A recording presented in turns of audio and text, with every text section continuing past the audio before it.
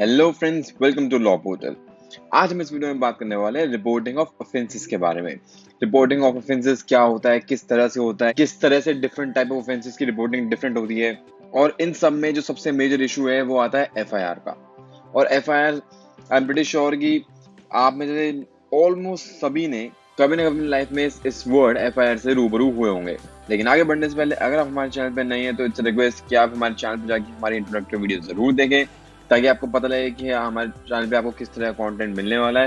If you think कि वो content आपके लिए हेल्पफुल है तो आप चैनल को सब्सक्राइब जरूर करें, साथ साथ बेल आइकन को भी प्रेस करें, ताकि जब भी हम कोई नई वीडियो डालें तो उसकी अपडेट जाए सबसे पहले आपको। And one more thing friends, हमारी जितनी भी वीडियोस होती है हमारा फोकस ये रहता है कि हमारी वीडियो देखने के बाद किसी भी कॉन्सेप्ट पे आपको किसी और बुक को रेफर करने की जरूरत ना पड़े। हमारी सारी वीडियोस किसी भी टॉपिक की प्योरली एक लॉ स्कूल एग्जाम के पर्पज से ही डिजाइन की जाती है। तो आप बेझिझक होकर इन वीडियो से अपने एग्जाम का कंटेंट भी ले सकते हैं, जिसके अंदर हर एक वीडियो में आपको proper commentary and case laws मिलेंगे ही मिलेंगे। Now without wasting any further time, let's begin. तो हम शुरू करते हैं कि एफआईआर का मीनिंग क्या होता है। एफआईआर का मीनिंग, जैसे कि इसकी फुल फॉर्म बताती है, is very simple, it's called first information report. Basically, a first report of information given to someone. Now, given to whom? FIR basically is a report जो एक informant, एक इंसान जो एक informant एक पुलिस ऑफिसर को देता है regarding the commission of an offense। अगर कोई ऑफेंस कमिट होता है कहीं पे या किसी के साथ, तो कोई उसकी इंफॉर्मेशन जो होती है वो पुलिस तक पहुंचाने को बोलते हैं फर्स्ट इंफॉर्मेशन रिपोर्ट। कि वो फर्स्ट इंफॉर्मेशन होती है उस ऑफेंस की जो पुलिस के पास पहुंचाई गई। और एक ऑब्जेक्टिव जो होता है एफआईआर का, वो यही होता है कि जो इन्फॉर्मेशन है वो पुलिस ऑफिसर के पास सबसे पहले जितना जल्दी हो सके उतना जल्दी पहुंचाई जाए, ताकि जो इन्वेस्टिगेटिंग एजेंसी जो पुलिस है वो उस ऑफेंस के रिगार्डिंग एक्शन ले सके। और ये जो कॉन्सेप्ट है एफआईआर का, ये आता है सेक्शन 154 ऑफ सीआरपीसी में। और सेक्शन 154 क्या बोलता है, आप चाहें तो फ्रेंड्स इसको वीडियो को पॉज करके पूरा पढ़ सकते हैं। मैं आपको लाइन बाय लाइन पढ़ के नहीं बताऊंगा, मैं आपको इन शॉर्ट बताता हूँ कि सेक्शन 154 बोलता क्या है। सेक्शन 154 बोलता है कि कोई भी information relating to commission of a cognizable offence, see यहाँ पे जो देखने वाली बात है सबसे बड़ी वो है ये दिस कॉग्निजेबल।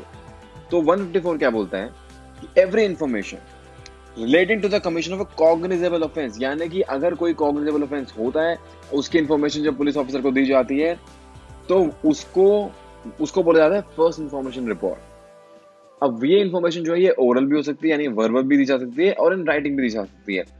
और जब भी कभी ऐसी कोई इन्फॉर्मेशन कॉग्निजेबल ऑफेंस की एक पुलिस ऑफिसर को कोई इन्फॉर्मेशन मिलती है, तो वो उसकी ड्यूटी होती है कि वो उसको एक एफआईआर की फॉर्म में रजिस्टर करे। और ये जो भी इंसान जो इन्फॉर्मेशन दे रहा है पुलिस वाले को, तो जब वो एफआईआर में कन्वर्ट होती है तो उसकी ड्यूटी है कि वो उसको साइन करे, अपनी कंप्लेंट को साइन करे, ताकि वो एफआईआर में कन्वर्ट हो सके। और जैसे ही वो एफआईआर कंप्लीट हो जाती है, रजिस्टर हो जाती है, तो उसकी एक copy free of cost informant को भी दी जानी चाहिए। ये बोलते सेक्शन 2। अब फ्रेंड्स आते हैं सबसे इंपॉर्टेंट सेक्शन 154 सब सेक्शन 3 पे। अब ये सेक्शन इतना इंपॉर्टेंट क्यों है, क्योंकि आप में से बहुत सारे लोगों ने कभी ना कभी लाइफ में फेस किया होगा कि आपके साथ कोई ऑफेंस हुआ है, या आपने कहीं कोई ऑफेंस होता हुआ देखा, आप गए पुलिस स्टेशन, आपने बोला कि आपने कंप्लेंट भी दी, आपने बताया पुलिस ऑफिसर को कि ऐसे एक ऑफेंस हुआ है, या तो आपके साथ हुआ है या आपने किसी के साथ देखा होते हुए, और वो पुलिस ऑफिसर आपको आपकी कंप्लेंट लेने से मना कर देता है। तब वो आपको बहुत सारे बेकार के रीजन देके वहां से मना कर देता है। तो ऐसे केस में क्या करा जाए? क्या आपके सारे ऑप्शन खत्म हो गए? नहीं, उसका आंसर है नो। सेक्शन 154 सेक्शन 3 ये बोलता है कि अगर कोई पर्सन जाता है कभी किसी पुलिस ऑफिसर को एक कॉग्निजेबल ऑफेंस की रिपोर्ट देने के लिए, और वो पुलिस ऑफिसर जो है मना कर देता है लिखने से, रिपोर्ट लॉन्च करने से, तो वो जो अग्रीव्ड पर्सन है जिसकी कंप्लेंट नहीं लिखी गई, he can move to superior officer, यानी कि वो जो स्टेशन ऑफिसर है, जो पुलिस स्टेशन का स्टेशन ऑफिसर होता है, उसके सुपीरियर, यानी कि कुछ जगहों पे उसको सुपरिटेंडेंट ऑफ पुलिस बोला जाता है, कुछ जगहों पे उसे डीसीपी बोला जाता है। जैसे दिल्ली एक मेट्रोपॉलिटन एरिया है, तो वहां पे सुपरिटेंडेंट ऑफ पुलिस नहीं होते, वहां पे डीसीपी होता है। तो आप डिप्टी कमिश्नर ऑफ पुलिस को एक अपनी कंप्लेंट फॉरवर्ड कर सकते हैं, और जिन एरियाज में एसपी होते हैं वहां पे आप एसपी को फॉरवर्ड करते हैं। उससे क्या होता है कि these SP and DSP they have the power to investigate the offence themselves. या तो उनके पास पावर है, या तो वो एसएचओ को, जो आपके स्टेशन हाउस ऑफिसर है, उसको बोले कि भाई इसको एफआईआर रजिस्टर करके इन्वेस्टिगेट करो, या फिर वो खुद एफआईआर, या तो वो खुद FIR रजिस्टर करके इन्वेस्टिगेट कर सकते हैं। तो आगे बढ़ते हैं कि एक वैलिड FIR क्या होती है। कि ऐसा नहीं हो सकता ना कि आप हमेशा कभी भी जाओ, आप कुछ भी बोलने जाओ पुलिस स्टेशन में, आप कुछ बोल रहे हो और आप कह रहे हो कि नहीं नहीं जो मैं बोल रहा हूँ उसकी FIR लिखो, ये भी नहीं है। इसीलिए हमें जानना पड़ेगा कि एक FIR वैलिड कब होती है। तो जो कंडीशंस है फॉर वैलिडिटी ऑफ FIR वो है नंबर 1 कि जो इन्फॉर्मेशन आप दे रहे हो पुलिस ऑफिसर को, it must relate to the commission of a cognizable offence. Friends, ये बहुत ज्यादा इंपॉर्टेंट है आपके लिए टॉपिक का समझने। What is a cognizable offence and what is a non cognizable offence. हम इसके ऊपर एक सेपरेट वीडियो डेफिनेटली बनाएंगे। If you are interested in knowing it in the depth, do subscribe to this channel and do press the bell icon right now, क्योंकि इस channel पे बहुत power pack videos आने वाली हैं and trust me guys, you would not want to miss these videos. Number 2, now coming back to the conditions of validity of FIR. Number 1 we have done. Number 2 is it must be given to the officer in charge of a police station who is empowered under section 154 to record an FIR. Simple, it's a very simple thing. The complaint must be given to the officer in charge of police station or someone who is authorized to take such complaint. Number 3 is must be the earliest report relating to the commission of such offense. यानी कि अगर offence आज हुआ है तो जितना जल्दी हो सके उसकी रिपोर्ट जो है पुलिस को तक पहुंचानी। It should be the earliest version. ऐसा नहीं है कि आज ऑफेंस हो रहा है आप 15 दिन बाद 30 दिन बाद जाके दे रहे हो, नहीं, that won't be valid FIR। अब मैं ये नहीं कह रहा हूँ कि अगर आप 30 दिन बाद जाओगे तो FIR नहीं होगी, बट बहुत ज्यादा चांस होता है कि वो FIR उसके बाद इनवैलिड FIR की कैटेगरी में आनी शुरू हो जाती है। तो उसे क्या इम्पैक्ट पड़ता है वो भी हम आने वाले वीडियोस में कवर करेंगे। Number 4, it must be reduced into writing and signed by the informant. Like I said earlier, कि जो भी कंप्लेनेंट है, जो इन्फॉर्मेंट है, जो जा रहा है पुलिस स्टेशन अपनी कंप्लेंट दे रहा है, तो अगर तो वो वर्बली दे रहा है तो उसकी ड्यूटी है कि जब पुलिस स्टेशन में जो पुलिस ऑफिसर उसकी कंप्लेंट नोट डाउन कर दे तो उसको साइन करे, या फिर अगर आप इन राइटिंग दे रहे हो तो आपके साइन होने चाहिए उस कंप्लेंट पे, उसके बाद ही वो FIR में कन्वर्ट की जाएगी। And number 5, the FIR must not be vague and indefinite. Now it must not be vague and indefinite का मतलब ये नहीं है कि FIR जो एकदम क्रिस्प और प्रिसाइज होनी चाहिए, नहीं। इसका मतलब बस इतना है कि FIR जो है वो एकदम वेग नहीं होनी चाहिए। कि इससे एग्जांपल लेना चाहें कि अगर आप कहीं जाकर बोल दो कि जी ऐसा है मेरे घर पे चोरी हो गई है, लेकिन अब चोरी इतना बोल देना तो ये तो वेग हो गई ना कि घर में चोरी हो गई, लेकिन चोरी क्या हुई ये भी तो आप बताओगे। पुलिस ऑफिसर जब आप बताओगे नहीं क्या चोरी हुआ है तो उसमें उन्हें क्या पता लगेगा क्या चोरी हुआ है। तो आपका ये बोलना कि मेरे घर में चोरी हुई है इज वेग एंड इनडेफिनिट, बट आपका ये बताना कि क्या क्या चोरी हुआ है will make it a valid FIR, because then it will bring that complaint out of the domain of vague and indefinite. Second point is when I say it must not be vague and indefinite, मैं ये बिल्कुल नहीं कह रहा हूँ कि FIR जो है वो बिल्कुल एक कंप्लीट सेट होना चाहिए, मतलब उसके बाहर कुछ आगे हो नहीं सकता। नहीं, ये भी आपके लिए जानना जरूरी है कि जो FIR है it is not supposed to be an encyclopedia of and everything, क्योंकि FIR का मेन रोल क्या होता है, मेन रीजन, मेन पर्पस क्या होता है, मेन ऑब्जेक्टिव क्या होता है कि क्राइम हुआ है उसकी एक नॉन वेग एंड डेफिनेट कंप्लेंट जो आप एक पुलिस वाले को दो ताकि वो आगे इन्वेस्टिगेशन शुरू करे। इसका मतलब ये बिल्कुल नहीं होता है कि आप उनको एविडेंस, सब कुछ, सारा एविडेंस, सारी गवाही, सारे सब कुछ करके दोगे, नहीं ये पूरा एनसाइक्लोपीडिया बना के दो, नहीं, ये बिल्कुल नहीं होता। और इसके ऊपर जजमेंट से बहुत सुप्रीम कोर्ट ने बहुत टाइम एंड अगेन बहुत जजमेंट दिए, वो नेक्स्ट स्लाइड में हम समझेंगे। तो वैलिडिटी की कंडीशन समझने के बाद हम आते हैं एडमिसिबिलिटी ऑफ एन FIR पे, कि क्या FIR जो होती है वो एडमिसिबल होती है कोर्ट में या नहीं। एडमिसिबिलिटी ऑफ FIR के बारे में जो हम बात करते हैं, तो देखिए इस एडमिसिबिलिटी ऑफ FIR को देखने के लिए हमें थोड़ा सा लॉ ऑफ एविडेंस के अंदर घुसना पड़ेगा। अब लॉ ऑफ एविडेंस के ऊपर हमारे पूरी लेक्चर सीरीज जो है बहुत जल्दी आने वाली है।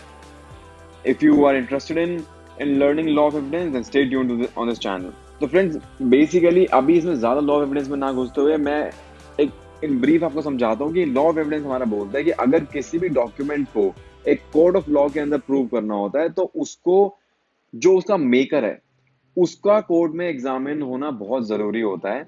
And it is only after that maker get examined and cross examined by both prosecution and accused कि जो उसका डॉक्यूमेंट है उसको प्रूव माना जाता है। Same is the case with FIR, because FIR क्या है, वो भी तो एक डॉक्यूमेंट ही है। तो FIR की एडमिसिबिलिटी का इशू, सबसे पहली बात तो FIR की एडमिसिबिलिटी का इशू तब आएगा जो जिसने FIR रिकॉर्ड की है वो एज अ विटनेस कोर्ट में एग्जामिन किया जाए और उसके बाद वो आके प्रूव करे एफआईआर को, तब वो एफआईआर जो डॉक्यूमेंट है वो प्रूव होता है कि हाँ एफआईआर रजिस्टर हुई है। बट वंस अगेन इसका मतलब ये बिल्कुल नहीं होता कि अगर जो इसने जिसने लिखी है एफआईआर वो अगर आगे as a witness examining cross examination का होता है और वो टेंडर करता है एफआईआर को, तो वो फुल ऑन प्रूफ हो गया। नहीं, उससे सिर्फ एफआईआर की उससे सिर्फ एफआईआर रजिस्टर हुई है वो प्रूव होता है। एफआईआर के कंटेंट क्या है उस वो प्रूव नहीं हो रहे हैं उससे भी। ये एक बहुत प्रो टिप दे रहा हूं मैं आप लोगों को, जब आप लोग लॉ स्कूल से निकल के प्रैक्टिस में आओगे तो आप लोगों को समझ में आएगी चीज। अच्छे अच्छे ट्रायल लॉयर्स को ये चीजें नहीं पता है और इसी वजह से पूरा ट्रायल बॉस्ड अप हो जाता है। जैसे कि मैंने बताया कि एफआईआर हुई है, एफआईआर तो प्रूव हो जाती है पर उसके कंटेंट वो तभी प्रूव नहीं होते। और वैसे भी एफआईआर का जो कंटेंट होता है वो it is not a substantive piece of evidence in itself, no. और उसका जो कोर्ट में उसका जो कंटेंट है उसका यूज बहुत लिमिटेड होता है कोर्ट के अंदर, जो हमारे एविडेंस एक्ट में दिया हुआ है, जिसको हम इन डिटेल समझेंगे जब हम अपने लॉ ऑफ एविडेंस की लेक्चर सीरीज पे आएंगे। और इन शॉर्ट आप ये वाला पॉइंट नोट कर सकते हैं, आपके एग्जाम के लिए बहुत जरूरी है कि एफआईआर की एडमिसिबिलिटी, एफआईआर का यूज कोर्ट के अंदर होता है सिर्फ टू कॉरोबोरेट और to contradict the maker when if and when the maker is examined as a witness। ये बहुत इंपॉर्टेंट जजमेंट है friends, do take out some time to read the judgement and do mention it in your exams as well. अब ये सब जानने के बाद इस एफआईआर के साथ एक बहुत पेक्यूलियर कॉन्सेप्ट भी जोड़कर आता है। ये पेक्यूलियर कॉन्सेप्ट है हैविंग और getting registered more than one FIR for same incident. अब आप लोगों को भी लग रहा होगा कि अगर इंसिडेंट एक है तो उसके लिए एक से ज्यादा एफआईआर कैसे कैसे हो सकती है। But I can tell you this from my personal experience कि बहुत बार इस तरह की मैटर्स मैंने किए हैं जिसके अंदर एक ही इंसिडेंट के दो से ज्यादा एफआईआर हुई हैं। और इसका सबसे बड़ा एग्जांपल मैं आपको दूं 84 riot. I am currently represent lot of people who have been convicted in 84 riots. और उसमें इतनी पेक्यूलियर सिचुएशन है कि सेम 84 राइट्स के regarding same incident same day के सेम इंसिडेंट के रिगार्डिंग दो एफआईआर रजिस्टर हुई हैं। और उन दोनों में से एक एफआईआर में सब कुछ सेम है, सारे विटनेस एविडेंस सब सेम, वहां पे अक्यूज पर्सन को अक्विट कर दिया गया। वहीं पे सेकंड एफआईआर में सबको कन्विट कर दिया गया एंड ट्रस्ट में देयर वाज नो चेंज। और ये वाला पॉइंट ट्रायल कोर्ट में रेस भी किया गया था, बट ट्रायल जज ने इस पे ज्यादा हीट ना पे करते, इस पे कोई जजमेंट ही पास नहीं करी। अब when I am representing these people, I have taken this as a primary ground of my appeal in the High Court, and that issue is pending adjudication. And once this pandemic will be over, a landmark judgment will be formed on this issue only. तो जैसे ही इस पे कुछ issue आएगा तो I'll update you all। और इसके ऊपर एक लैंडमार्क जजमेंट जो है वो है TD Antony with the State of Kerala। It's a very good judgment friends, again you must read it। ये बहुत क्लियर एंड कैटेगोरिकल बोलती है that there cannot be two FIRs against the same offense. There just cannot. And registration of second FIR is not only impermissible but also violative of Article 21. Yes, it is very basic and very logical as well कि आप एक incident के लिए दो FIRs नहीं कर सकते। वो आपका एक फंडामेंटल राइट भी ब्रीच कर रहा है। और इसका एक रीजन ये भी है कि दो FIR होने से, जैसे मैंने आपको अभी बताया कि इसके आउटकम क्या निकलते हैं कि एक FIR में तो सेम अक्यूज पर्सन एक्विट हो जाता है, दूसरे में कन्विक्टेड होता है। अब ऐसे में अब क्या वेरासिटी रही उस जजमेंट की, क्या वेरासिटी रही उस ट्रायल की। बट प्रॉब्लम ये हो जाती है कि एक तरफ से तो एक्विटल मिल गया पर दूसरी तरफ से दूसरे कोर्ट ने कन्विक्ट कर दिया। That person ends up losing his life and liberty when he gets thrown behind bar. खैर भावनाओं में ज्यादा ना बढ़ते हुए तो आगे बढ़ते हैं। अब हम समझते हैं कि क्या एफआईआर को रजिस्टर करना इज अ मैंडेट और इज इट अ डिस्क्रेशन। जैसा हमने स्टार्टिंग में पढ़ा था और मैंने आप लोगों से पूछा था कि बहुत बार ऐसा हुआ होगा डेफिनेटली जब आप लोग गए हैं कोई कंप्लेंट लेके पुलिस स्टेशन में, और आप लोग के बहुत आजकल तो 90% ऐसा होता है कि आप अपनी कंप्लेंट लेके जाओ पुलिस स्टेशन, चाहे वो complaint regarding commission of a cognizable offence ही क्यों ना हो, बट पुलिस ऑफिसर्स जो है कंप्लेंट की एफआईआर रजिस्टर करने से मना ही कर देते हैं, वो करते ही नहीं है रजिस्टर। तो ऐसे में क्या वो पुलिस वाले मना कर सकते हैं या फिर उनकी ड्यूटी है इनको रजिस्टर करना? तो ये again one of the landmark judgments it is Lalita Kumari versus government of UP. ये बहुत क्लियर कट एक बात बोलती है कि जब किसी पुलिस ऑफिसर को एक कॉग्निजेबल ऑफेंस के रिगार्डिंग इंफॉर्मेशन पहुंचाई जाती है तो वो उसकी ड्यूटी है, वो मैंडेट है कि कि उसको वो एफआईआर रजिस्टर करनी ही पड़ेगी, and in no case, mark my words, in no case can that police officer say कि no, I will not register FIR. But the reality is something else. और ऐसे केस में कि जब पुलिस वाले मना कर देते हैं तो तब क्या करना चाहिए, तब क्या आगे, कैसे आगे प्रोसीड किया जाए, उसके लिए मैं एक बिल्कुल सेपरेट एक वीडियो बनाऊंगा कि किस तरह से क्या स्ट्रैटेजाइज किया जाता है। वो सब हम वो वाली एक अलग स्ट्रैटेजी वाले वर्जन में, हम अलग स्ट्रैटेजी वाली वीडियोस में हम आएंगे। If you are interested in knowing that, stay tuned on this channel. After all this, अब हम आगे आते हैं कि एक इन्फॉर्मेंट के क्या राइट्स होते हैं। लेट्स से एफआईआर, आप एक इन्फॉर्मेशन, आप एक रिपोर्ट देंगे पुलिस के पास, उन्होंने एफआईआर रजिस्टर कर दी। अब एफआईआर रजिस्टर होने के बाद आपके क्या राइट है, एक इन्फॉर्मेंट के क्या राइट है? तो राइट है नंबर 1 कि जितना जैसे ही एफआईआर रजिस्टर हो उसकी एक copy free of cost informant को दी जाए। नंबर 2, अगर एफआईआर होने के बाद पुलिस ऑफिसर जो है जो ये बोलता है कि देखो जी मैं इन्वेस्टिगेशन नहीं करूंगा, then he is duty bound to inform the informant. वो उसी टाइम इन्फॉर्मेंट को बताएगा कि मैं इन्वेस्टिगेट नहीं करने वाला, ताकि इन्फॉर्मेंट जो है वो आगे अपने स्टेप्स ले सके।